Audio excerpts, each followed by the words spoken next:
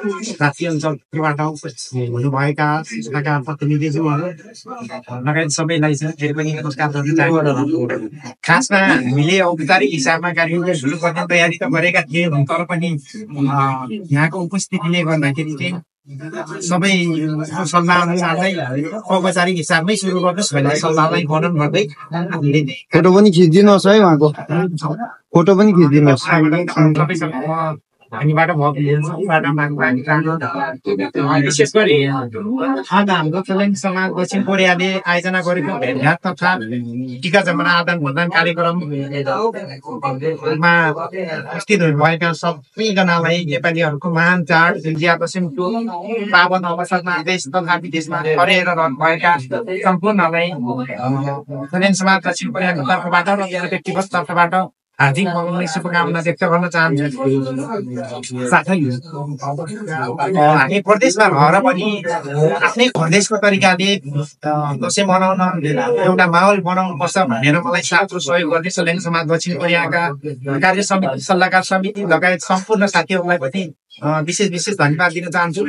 हामी सुरुवाती चरणमा हामी चलन समाज स्थापना गर्दै गर्दाखेरि हामीलाई यो माहौल क्रिएट गर्दै गाह्रो महसुस हुन्थ्यो। अहिले चाहिँ केही नभए पनि हामी सल्यानी समाजले कुनै कार्यक्रम आयोजना गर्न सक्दो रहेछ, साथीभाइहरूलाई भेट गराउन सक्दो रहेछ, एउटा घर देशको महसुस गराउन सक्दो रहेछ भन्ने यहाँबाट चाहिँ एउटा अनुभूति भएको छ।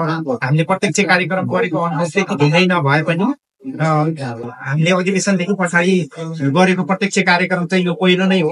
मेरो कार्यकालमा चाहिँ यो प्रत्यक्ष हिसाबमा आयोजना गरेको कार्यक्रम पहिलो कार्यक्रम भएको हुनाले यसमा चाहिँ धेरै हाम्रा कमजोरी पनि हुन सक्छ। यो कुराहरूलाई सबैजनाले चाहिँ सामान्य लिनुहुनेछ भनेर आशा लिएको छु। एउटा जति बेला मैले 7 वर्षपछि कोरियामा दसैँ मनाउँदै आयोजना गरेको दसैँमा